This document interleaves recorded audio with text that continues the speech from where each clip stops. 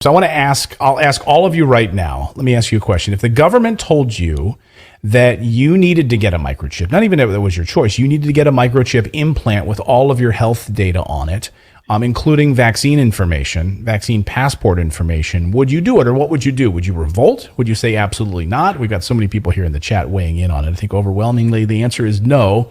This might sound like a conspiracy theory, but it's actually happening. As far back as 2018, NPR had a report that said the microchips are about the size of a single grain of rice and were becoming so popular at the time that one of the main companies producing these microchips, producing them, reported difficulty keeping up with demand because people wanted them so much.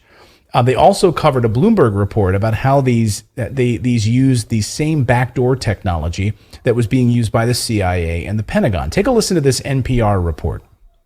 Bloomberg has a big story out today about a tiny microchip, not much bigger than a grain of rice. The chip has been found in the type of computer servers used by at least 30 major American companies, including Apple and major banks. Also, servers used by the Pentagon and the CIA. The Pentagon and the CIA. Sorry, I cut off there at the end. The Pentagon and the CIA. In fact, Swedish workers were accepting this pre-COVID.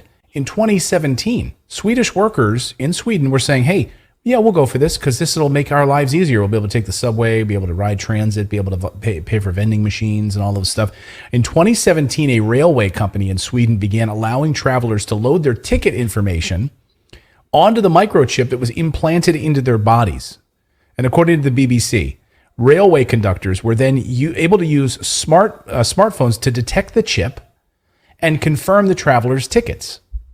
And Swedish people went nuts for them and started injecting themselves so they could hop on rail cars faster. And they had a run on these chips and they needed more of them. Now, stop me if you know where this is going. Like railway, paying for transit tickets, that's one thing. But stop me if you know where this is going. Let's take a look at Newsweek. Here's their Newsweek's cover story. People get microchips implanted that include vaccine records amid new COVID restrictions.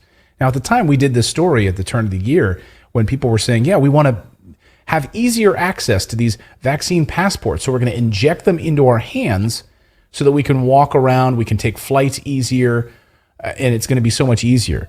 And the wider trend of inserting the under-the-skin microchips contain personal information has developed over the past few years, gaining popularity in Sweden.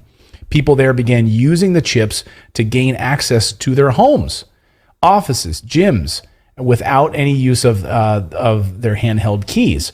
So here is NBC News covering this story in Sweden on these microchips. Watch. When Elias Brotberger goes to work, he doesn't need ID. And he doesn't need money. In fact, much of what he needs to get through the day is hidden right there, just below the surface, in his hand. You like to touch it? Yeah. Yeah? Oh, weird. Yeah, it's like a grain of rice. Yeah, a grain of rice. Embedded in his hand is a microchip that serves as his keys, his ID, and his wallet. Yeah, it's all in chip, so I use it to get around the building. Buy snacks. Yeah, exactly. And she says, yeah, hey, for the fun of television, let's go buy some snacks. Then they go to the vending machines and he buys her some snacks and he's fine with that. And so are Swedes. Again, stop me if you know where this is going. Now we have the story from Sweden where chips implanted from Swedish developers are supporting digital health pass storage under your skin. So see how it slowly starts? Take a look at this. It slowly starts with the railway passage, then it goes to healthcare, and now it's going to be even more for vaccines. And then again, here's the latest story overnight out of China, which is China unifying their health system. Basically, here's how Hong Kong's new China-inspired health code would work. And the Chinese government now basically unifying all of their health databases so they'll be able to scan your vaccine passports and it instantly goes to the main central hub. So they're able to track and know exactly everything that you're doing at all times. Would you guys opt for this? What do you guys think about this? I mean, if you're in Sweden, maybe, right? I mean, it's understandable to me why the Swedes are okay with it because they have high level of trust in their government. And even when you look at the pandemic, Sweden was the pariah of the pandemic, right? Because they refused to go along with all of the lockdowns and the COVID passes. So, I can understand why Swedes say, why not? There's nothing to fear. Well, they might not have anything to fear with their government, but many of us do. The governments that were implementing mandates and saying you can't do XYZ, we're going under lockdown, you're not allowed to travel. And I even know in Russia, I have some Russian friends that when they went into lockdown, they had QR codes that were installed on their phones. And the QR code would indicate whether or not they were allowed to go a certain distance on the subway. Wow. So because they had like restrictions on you could only go to work, only if you worked in certain essential sectors. And so they actually use those QR codes on their phones in order to restrict, and people just were like, I guess I'm going to have to walk, where I want to go. So, and that, of course, in many areas, if they had the ability to move to that digital pass on the phones, they would have done. I mean, they tried, but it just didn't work out here in the United States. But yeah, I mean, obviously that's where that microchip is headed. But on the flip side, there's a lot of people who would love it. People that are older, they can't remember their medical records when their doctors say, hey, what medicines are you on? And what are your recent, what have you done lately? And they're like, I don't know, check my chip. I mean, I guess you could see that, right? Sure, I can see of all kinds of useful things if you trust the ecosystem.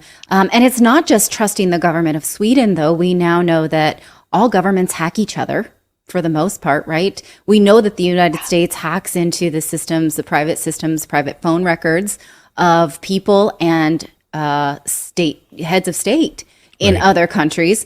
So, if you're Swedish, that's fine, but you better hope that the American government doesn't find an exploit for it, because then they're going to track you too. Well, I have so many questions too about okay, what's in these chips, right? We know, rare earth minerals that are, we don't even have recycling programs for them because they're so toxic. So we're going to put that inside of our bodies. Right. I want to ask, remember our acupuncturist, Dr. Butler, who said, when I was pregnant, he said, you shouldn't wear the Apple Watch because of the frequency. Can you imagine what an acupuncturist would say about this grain of rice that has, right. My next thought went completely sci-fi and thought, well, can it teach me Cantonese? Can it, like the Matrix? I think that has to be in your brain in order for them to do that. But I know they are working on that. They are working on microchips that would go in your brain. But again, everything is always developed under this benevolent, for benevolent reasons, well, we're going to put the microchip in your brain to help prevent Alzheimer's. So that sounds like a really good thing, or to help you if you're epileptic, or if you've got any sort of other neurological illnesses, then maybe the microchip in your brain would help you. But yeah, you could definitely see where that technology could be used in a very sinister way that is extremely limiting. I mean, if you can only pay for things using the microchip in your hand, and the government doesn't want you to buy certain types of products, could you imagine? I mean, you get cut off. You get cut off and you can't do anything then. And this is why there's this movement back to cash. I used to be very pro, hey, get rid of cash. Cash is trash. That used to be something I used to say because I'm an investor and I believe in, in passive income and buying actual assets. But when the actual physical cash started to get vilified by governments, right? That there's COVID on their paper money. Don't use cash. Go to digital. Go contactless. There's a reason, right? And we started to see this come out of the World Health Organization. You started to see this consolidation of power around. In conjunction with these new tax laws that want you to report all transactions down to a $12 Venmo, right? Okay, these things now are very convenient. And she, even in that NBC piece, I don't know if you caught it, she said, not even have to carry any cash at all. You don't have to carry any cash, nothing at all that you carry. It's all right in your wrist. It's a government implanted chip that lets you do everything. To me, I say, hell no, hell no. Give me my cash. I don't trust you guys at all. I know where this is going. And to me, it's all a consolidation of power. I mean, the tracking, knowing where people are, being able to find and monitor all of their transactions. Right. And I also just wouldn't want the first model, right? Because how technology advances so much. I don't know if you saw the man in Italy who, we have a picture here, but I put it in late. Can we pull it up on Clayton's laptop?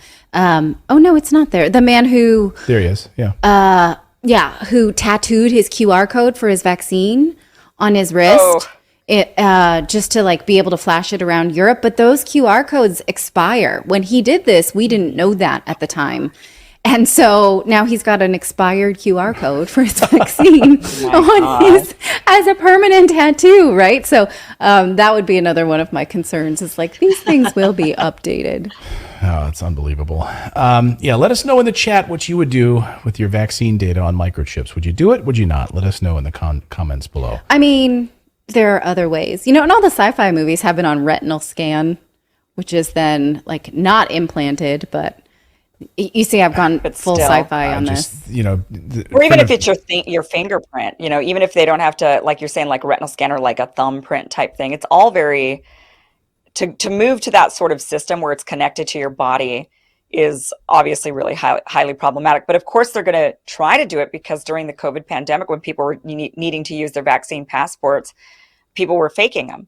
And the government knows that they were cracking down on those fake, you know, cards.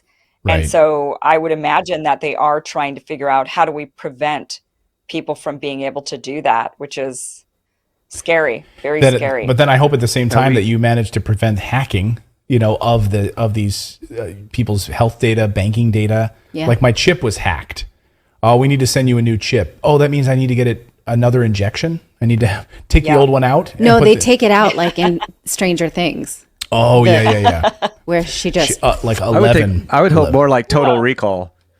Oh, yeah. Total Recall, where they pulled it. So David did put up a poll. David did put up in chat asking, would you allow the government to microchip you for convenience?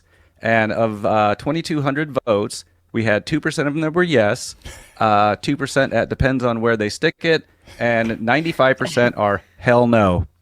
All right. Thank you for that 2% vote, Dr. Fauci. We're glad you're watching. Well,